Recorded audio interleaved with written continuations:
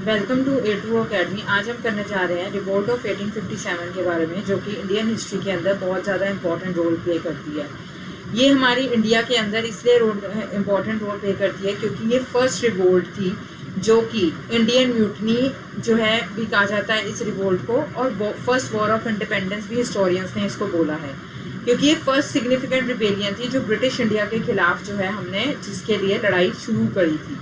Independence की first लड़ाई इसको कहा जाता है, जिसकी वजह से जो ब्रिटिशर्स हैं उनके खिलाफ जो भी डिसकंटेंट था इतने टाइम से, वो हमारी हिंदुस्तान के अंदर जो है ऐसी पॉलिसीज़ अपना रहे थे जो जिसकी वजह से लोगों के अंदर बहुत ज़्यादा हेट्रेड था और बहुत ज़्यादा गुस्सा था, जिसकी वजह से जो रिवोल्ट ऑफ 1857 के अंदर हमें दिखाई दिया। जो ये रिवोल्ट जो है वो जो है मेरठ ऑन 10 मई 1857 में हुआ। जो सिपोइस थे कंपनीज के, उन्होंने जो है ये अपराइजिंग जो है वो कर दी मेरठ में स्टार्ट। उसके बाद जो रिवोल्ट ऑफ 1857 था वो regarded as a first intensive concern opposite against the British East India Company के अगेंस्ट जो है ऑपोजिशन था कि रिवोल्ट ऑफ 1857 इसलिए था ताकि वो जताना चाहते थे कि ब्रिटिश ईस्ट इंडिया कंपनी के खिलाफ वो लड़ सकते हैं। या हालांकि जो कि ये जो रिवोल्ट थी वो सिपोय रिबेलियन भी कहा जाता है इसको, ठीक है। इसके अंदर पीजेंट्स और आर्टिसंस भी थे, सबका अलग अलग मोटिव था ये लड़ाई लड़ने का, और सबका अलग अलग पर्पसेस था, जिसकी वजह से बहुत सारे religious sentiments, communities holders, peasants, artisans, members अलग अलग तरह के जो हैं उन्होंने भी पार्टिसिपेट किया। अब रिवोल्ट ऑफ 1857 के बारे में पढ़ते हैं। 10 मई 1857 के अंदर जो ट्रूप्स थे मेरठ के अंदर, उन्होंने स्टार्ट करी है 1857 की रिवोल्ट, जिसकी वजह से वो सिपोय म्यूटनी भी कहा जाता है और इसको फर्स्ट वॉर ऑफ इंडिपेंडेंस भी कहा जाता है। अब जो है फर्स्ट वॉर ऑफ इंडिपेंडेंस जो है वो वी.डी. सावरकर ने बोला है इसको, और डॉक्टर सेन के अकॉर्डिंग ये जो है started as a fight for religion but concluded as a war of independence. यानी डॉक्टर एस.एन. सेन जो है वो एक हिस्टोरियंस है और उनके अकॉर्डिंग जो है ये एक रिलीजियंस की फाइट के लिए शुरू किया था, लेकिन ये जो है इंडिपेंडेंस की लड़ाई जो है वो कंक्लूड हुआ गया कि वो इंडिपेंडेंस की लड़ाई हो गई। और फेमस जो हिस्टोरियन है R.C. मंजुकदार, उनका ये कहना है कि ना ये रिवोल्ट थी इन आइदर द फर्स्ट और नॉर द नेशनल और द इंडिपेंडेंस वॉर। मतलब वो कहते हैं ये कोई रिवोल्ट नहीं थी। क्यों? क्योंकि इसके अंदर बहुत सारे जो है क्लॉजेस थे, बहुत सारी खामियां थी इसके अंदर, जिसकी वजह से वो कहते हैं कि ये कोई वॉर नहीं थी, that is not a first war और नेशनल इंडिपेंडेंट वॉर। अब हम करने जा रहे हैं टाइमलाइन।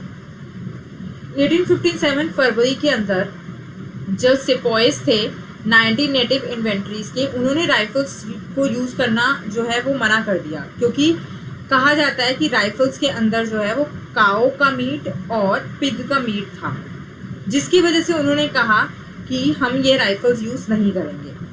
अब मार्च 1857 के अंदर जो नेटिव इन्फेंट्री थी वो डिसमेंटेड कर दी जब मंगल पांडे ने जो है 2 ब्रिटिश सोल्जर्स को जो है इंजर्ड किया।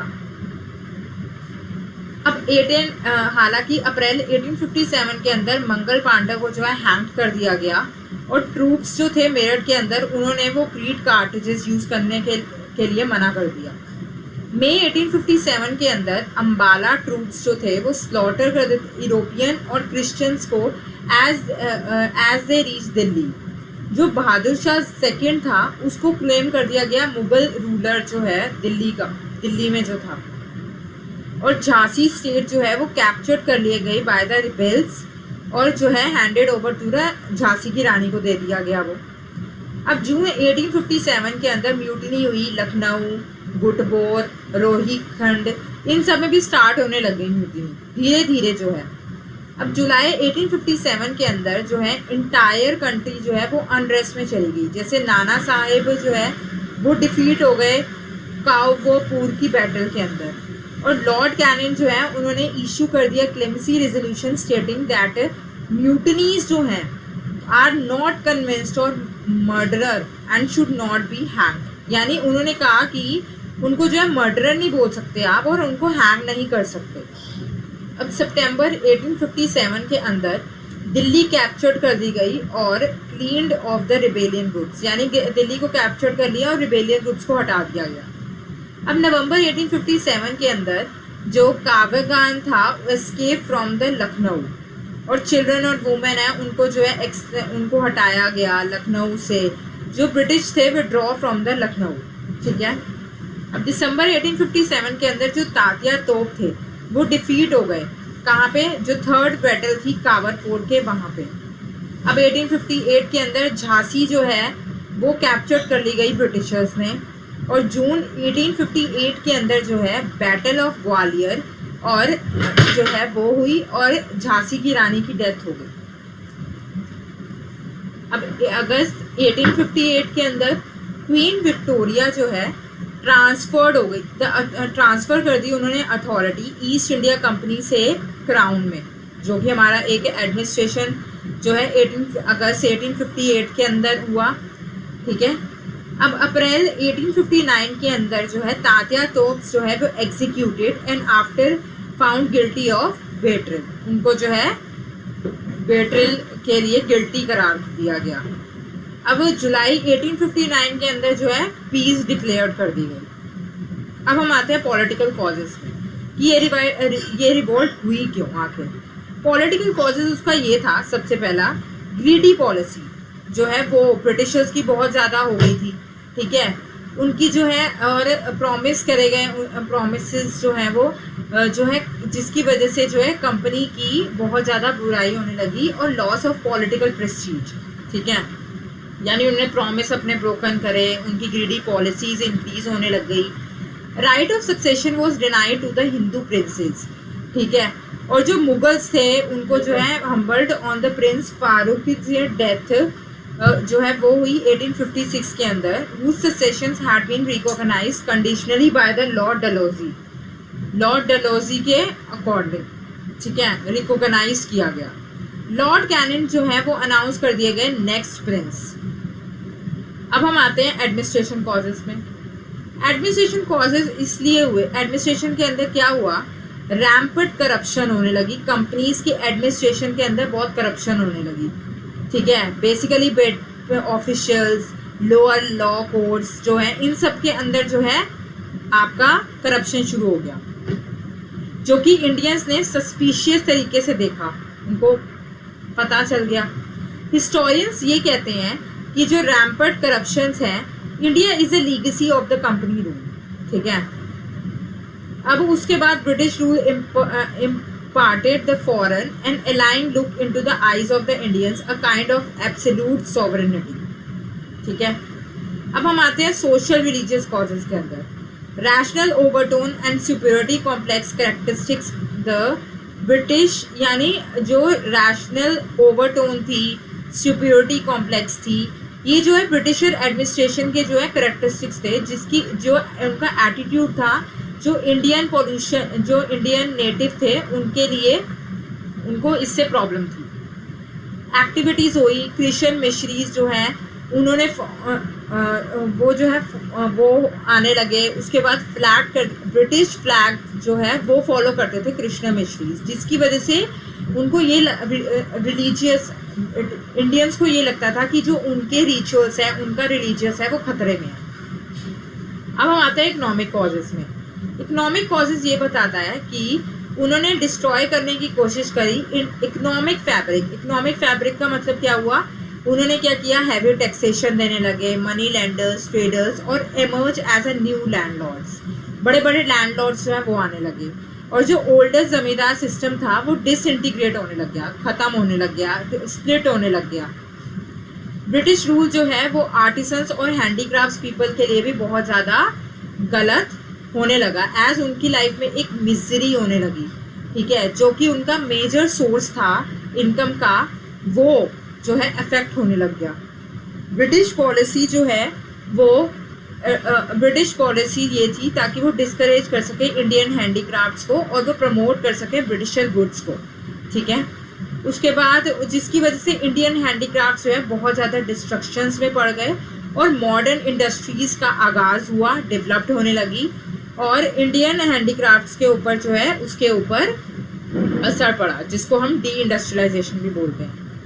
अब इंडियन ट्रेड और मर्केंटाइल क्लास जो है वो जो है इन दोनों को जो है बेसिकली बहुत बुरी तरह से तोड़ने की कोशिश करी गई ब्रिटिशर्स के द्वारा, क्योंकि उनके लिए high tariff duties Indian main goods के ऊपर जो है बहुत ज़्यादा लगाने लगे वो।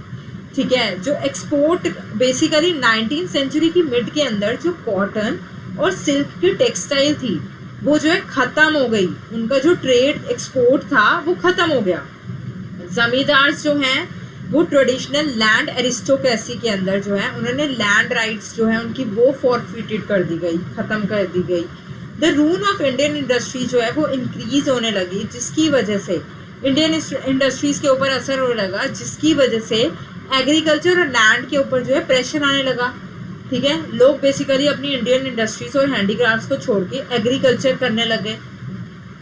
ठीक है, जो कि सारे सपोर्ट और सारे पीपल जो है ये काम नहीं कर सकते थे। ठीक है, और जिसकी वजह से जो है कंट्री के अंदर बहुत ज़्यादा प्रॉब्लम होने लगी। अब हम करने जा रहे हैं कुछ इन्फ्लुएंस जो है इवेंट्स थे, जो कुछ इवेंट्स हुए जिसकी वजह से 1857 की रिवोल्ट पे भी असर पड़ा। फर्स्ट अफगान वॉर हुई 1838 से 42 तक, पंजाब वॉर हुई 1845 से 49 तक, और क्रीमियर वॉर्स हुई 1854 से 56 तक। अब हम बताने जा रहे हैं कुछ लीडर्स रिवोल्ट ऑफ 1857 के इम्पोर्टेंट और उनके सेंटर्स और उनके साथ एसोसिएटेड जो ब्रिटिशर्स थे। अब दिल्ली से जो है वो जनरल भक्त खान जो है उन्होंने जो है लड़ाई करी, और उस दौरान जो है लेफ्टिनेंट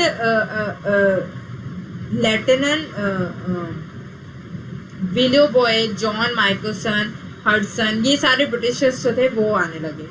नाना साहिब जो है वो कानपुर से लड़े। ठीक है, जिसके अंदर ब्रिटिशर्स थे सर ह्यूज व्हीलर और सर कॉलिन कैंपबेल। लखनऊ से सेंटर से लड़न गई और बेगम हजरत महल आई।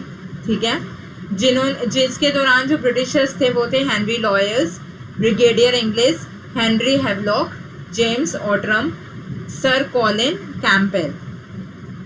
बरेली से जो है खान बहादुर लड़े, बिहार से जो है कुंवर सिंह लड़े, फैज़ाबाद से मौलवी अहमदुल्ला जो है वो लड़े, और झांसी से जो है रानी लक्ष्मीबाई लड़ी, और सन ह्यूज रोज जो हैं वो जो है ब्रिटिशर्स हुए। आज के लिए इतना ही। आगे की वीडियोस के लिए चैनल को लाइक, सब्सक्राइब और शेयर करिए। Thank you.